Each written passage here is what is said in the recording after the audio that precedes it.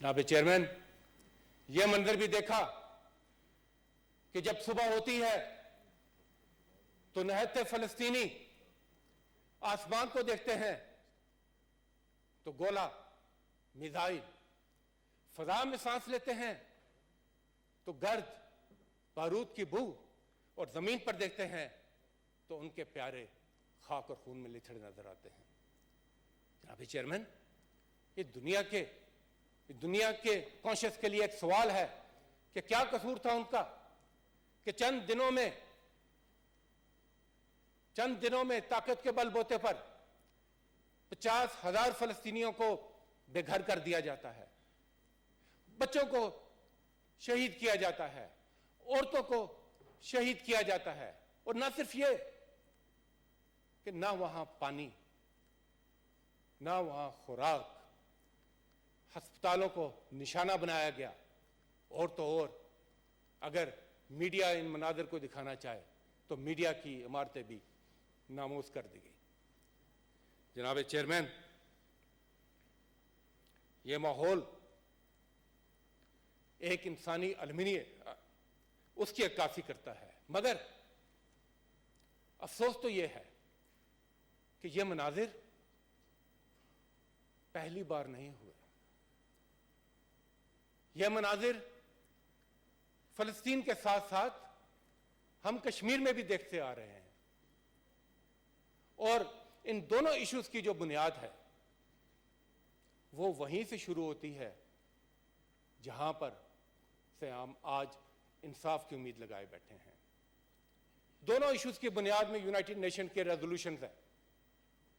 एक तरफ United nation का रेजोल्यूशन पास होता है, इस्राइल की स्टेट खड़ी हो जाती है, मगर आज तक आजाद फलस्तीनी रियासत का क़याम नहीं हो सका। और दूसरी तरफ कश्मीरी आज तक उन रेजोल्यूशंस पर अमल दरामद के लिए देख रहे हैं। 73 साल से फलस्तीन और कश्मीर लहूलुहान है। जनाब चेयरमैन, दोनों को आप देखें तो जो पहली चीज आपको नजर आती है वो एक तरफ मुतालबा, एक ही मुतालबा, प्लेबिसाइड, हक खुदरादियत, अपने मुल्क में अपनी जमीन पर आजादी के साथ रहने का हक, और दूसरी तरफ हम वो एक्सट्रीमिस्ट नजरियात देखते हैं और उन एक्सट्रीमिस्ट नजरियात के तहत होने वाला जुल्म और जबर देखते हैं।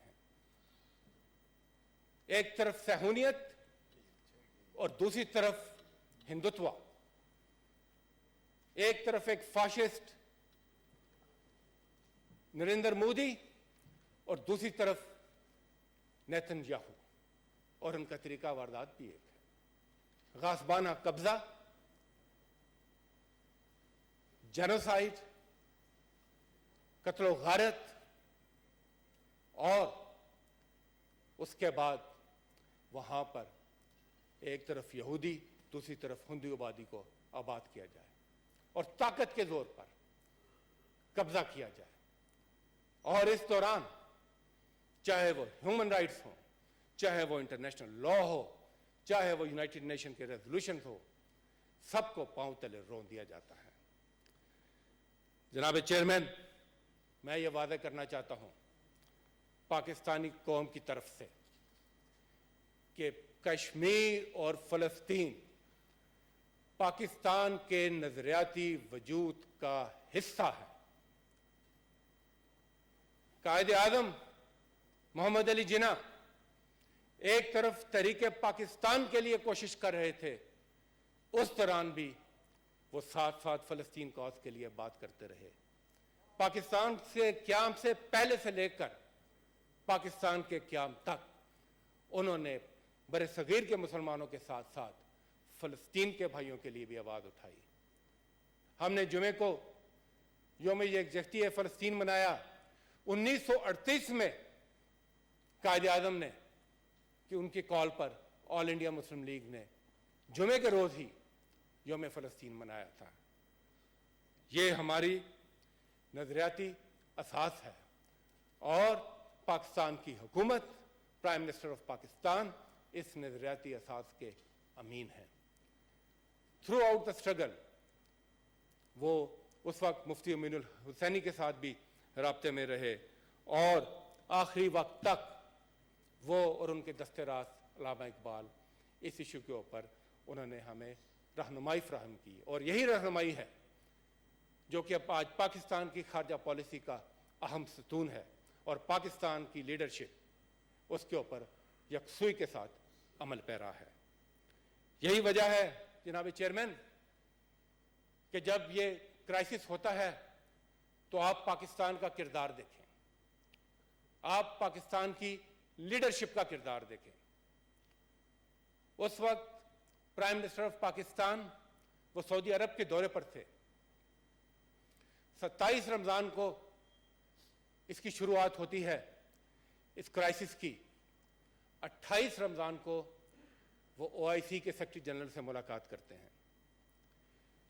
دورے کا جو مشترکہ اعلانیہ ہے اس میں فلسطین کے حوالے سے مکمل یکسوئی ہم آہنگی کے ساتھ اس کے لیے آواز اٹھائی جاتی ہے۔ اس کے بعد سعودی عرب میزبانی کرتا ہے، OIC کا ہنگامی اجلاس بلایا جاتا ہے، اور آپ اس اجلاس کا آپ اس کی سٹیٹمنٹ پڑھیں، اس میں بھی ایک متفقہ پرزور مضبوط آواز اور اسلامی امہ کا موقف پیش کیا جاتا ہے۔ جناب چیئرمین، پرائم منسٹر نے ایک سٹیٹسمین کا کردار ادا کیا اس کرائسس کے اندر۔ انہوں نے اپنے ہم منصبوں کے ساتھ، عالمی لیڈرز کے ساتھ رابطہ قائم کیا، اور ایک عالمی رائے عامہ کو موبلائز کرنے میں ایک اہم کردار ادا کیا۔ ان کی سعودی قیادت سے بھی ملاقات سے بات بھی ہوتی ہے، ان کی فلسطینی قیادت کے ساتھ بھی بات ہوتی ہے، ترکی کے ساتھ بھی بات ہوتی ہے، اور مجھے یاد ہے ترکی کے صدر طیب اردگان نے بات کرنے کے بعد کہا تھا کہ جو میرے دل میں تھا وہ پرائم منسٹر عمران خان کی زبان پر تھا۔ تو یہ امہ کو اکٹھا کرنا، یہ ایک آواز کے ساتھ اس ایشو پر آگے بڑھنا، پاکستان نے جو کردار ادا کیا بحیثیت قوم ہم سب کو اس پر اطمینان ہونا چاہیے۔ جناب چیئرمین، اس کے ساتھ ساتھ ساری حکومت اور خصوصی طور پر پاکستان کے وزیر خارجہ جناب شاہ محمود قریشی صاحب وہ بھی متحرک ہوئے۔ انہوں نے اپنے ہم منصبوں سے بات کی، اور پرائم منسٹر کی خصوصی ہدایت پر وہ ترکی تشریف لے گئے، اور وہاں پر دیگر جو وزرائے خارجہ تھے ان کے ساتھ مل کر یونائٹڈ نیشن جنرل اسمبلی پہنچے۔ اس وقت تک جو یونائٹڈ نیشن سیکورٹی کونسل کا کردار تھا وہ کوئی اتنا حوصلہ افزا نہیں تھا۔ 4 اٹیمپٹس کے باوجود وہاں سے کوئی متفقہ ریزولوشن نہیں آ سکا۔ اس ماحول میں یونائٹڈ نیشن جنرل اسمبلی کا ہنگامی اجلاس بلایا جاتا ہے، اور اس اجلاس کے اندر پاکستان کے وزیر خارجہ ایک بھرپور طریقے سے، ایک مضبوط آواز کے ساتھ پاکستانی قوم کی نمائندگی کرتے ہیں، پاکستان کا موقف پیش کرتے ہیں، اور امت مسلمہ کی بھی ترجمانی کرتے ہیں۔ دوسری طرف جب یہ موبلائزیشن ہوتی ہے تو آپ دیکھتے ہیں کہ عوامی سطح پر بھی نیوزی لینڈ، آسٹریلیا سے لے کر یورپ تک، یورپ سے لے کر امریکہ تک، بڑے بڑے دارالحکومتوں میں، بڑے بڑے شہروں میں عوام بلند طریقے سے اپنی رائے کا اظہار کرتے ہیں، فلسطینیوں کے ساتھ یکجہتی کا اظہار کرتے ہیں، اور بالآخر سیز فائر پر اسرائیل کو مجبور ہونا پڑتا ہے۔ اور یہ جو تمام اس دوران پاکستان کا رول رہا، اس کی دنیا میں بھی پذیرائی ہوئی، اور فلسطینی صدر محمود عباس، انہوں نے بھی اظہار تشکر کیا، اور پاکستان میں جو پیلسٹائن کے ایمبیسڈر ہیں ان کی بھی اسٹیٹمنٹ ہے، پریس ریلیز ہے.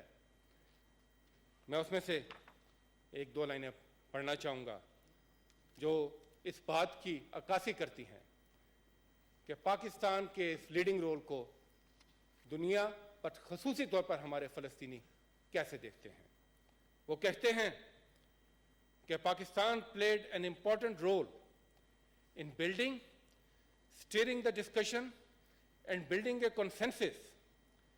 This historical act will be remembered not only by Palestinians but the entire world, and it will be a history to remember for generations.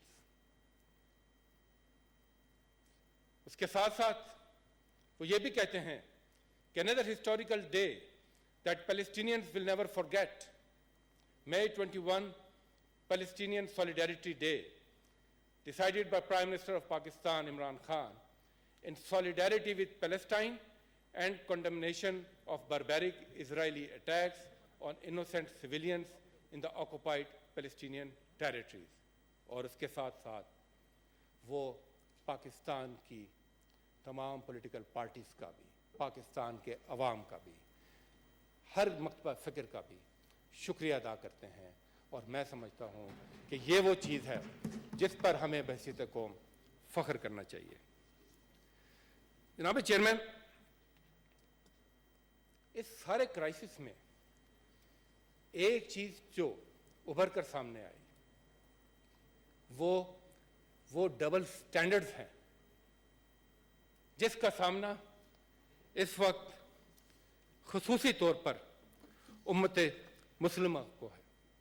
اور خاص طور پر جب افسوس اس وقت ہوتا ہے کہ جب اس غاصبانہ قبضے کو بھی اسرائیل کی طرف سے جسٹیفائی کرنے کی کوشش کی جاتی ہے. اور علامہ اقبال نے انہی ڈبل سٹینڈرڈز کی طرف اشارہ کرتے ہوئے کہا تھا، ہے خاک فلسطین پہ یہودی کا اگر حق، ہسپانیہ پر حق نہیں کیوں اہل عرب کا. اس وقت بھی انہوں نے ان ڈبل سٹینڈرڈز کی طرف اشارہ کیا تھا. اور آج صورتحال یہ ہے، آپ نے دیکھا، آپ نے CNN کا انٹرویو بھی دیکھا ہوگا، آپ نے باقی بھی مغربی میڈیا کی کامنٹری اس پہ سنی ہوگی کہ آپ اسرائیل کو بحیثیت اسٹیٹ،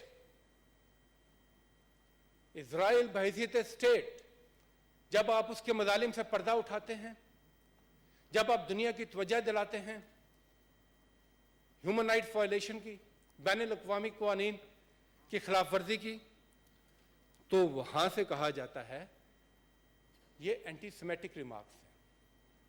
اور دوسری طرف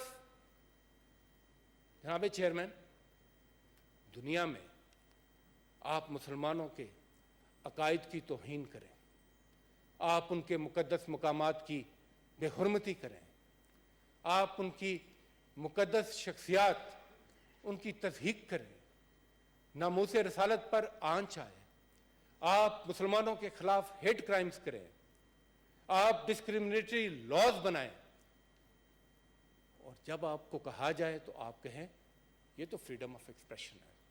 نو سر، یہ فریڈم آف ایکسپریشن نہیں ہے، یہ اسلامو فوبیا ہے. اور یہ اسلامو فوبیا بنیاد رکھ رہا ہے، نشاندہی کر رہا ہے ان خطرات کی طرف جن کی طرف آپ اس دنیا کو دھکیل رہے ہیں. پرائم منسٹر آف پاکستان نے اسلامی دنیا میں سب سے آگے بڑھ کر اسلامو فوبیا کے حوالے سے بات کی. ہر پلیٹ فارم پر، یونائٹڈ نیشن کے پلیٹ فارم پر، دنیا کے عالمی لیڈرز جو ہیں ان کو خطوط لکھے اور اس طرف توجہ دلائی. ابھی حال ہی میں ایک OIC کے جو امبیسڈرز تھے ان کے ساتھ بھی بات چیت میں انہوں نے اس کا ذکر کیا. تو جناب چیئرمین، اسلامو فوبیا کے حوالے سے بھی قانون سازی دنیا کو کرنی پڑے گی. آخر میں یہ سیز فائر تو ہو گیا، مگر آج بھی فلسطینی بھائی ہماری طرف دیکھ رہے ہیں، وہاں پر امداد کی اشد ضرورت ہے۔ پاکستان نے طبی امداد بھجوا رہا ہے، اس کا بندوبست کیا ہے، اسی طرح اکاؤنٹس بھی ہیں جہاں پر آپ عطیات جمع کرا سکتے ہیں، مگر اس کے ساتھ ساتھ دنیا کو بھی اپنی ذمہ داری سمجھنی ہوگی۔ اور مجھے یاد ہے کہ ہم سب نے دیکھا کہ ایک فلسطینی بچی درد بھری آواز میں کہتی ہے، how can I help my citizens, I want to be a doctor. تو میں اس پلیٹ فارم سے اپنی اس بچی کو پیغام دیتا ہوں کہ بیٹی you will become a doctor. Pakistan کے مدرسے، پاکستان کے اسکول، پاکستان کے کالجز، پاکستان کی یونیورسٹیز اپنے فلسطینی بچوں کے لیے کھلی ہوئی ہیں۔ جناب چیئرمین، ہم یہ مطالبہ کرتے ہیں کہ جو غزہ کا محاصرہ ہے اس کو ختم کیا جائے تاکہ وہاں پر امداد پہنچے۔ ہم یہ مطالبہ کرتے ہیں کہ وہاں پر انٹرنیشنل فورس کو تعینات کیا جائے تاکہ فلسطینی عوام کی سیکورٹی کو یقینی بنایا جا سکے۔ ہم یہ مطالبہ کرتے ہیں کہ وہاں پر جو اس وقت ہیومینیٹیرین ایڈ کی ضرورت ہے وہ مہیا کیا جائے، اور اسرائیل کے جو قیادت ہے، جو اس کے مظالم ہیں، وہاں پر جو ہیومن رائٹس کی وائلیشنز ہیں ان کے خلاف ICJ میں وار کرائمز پر مقدمات چلائے جائیں، اور جو ہیومن رائٹس آرگنائزیشنز ہیں وہ اپنا کردار اس پر ادا کرے۔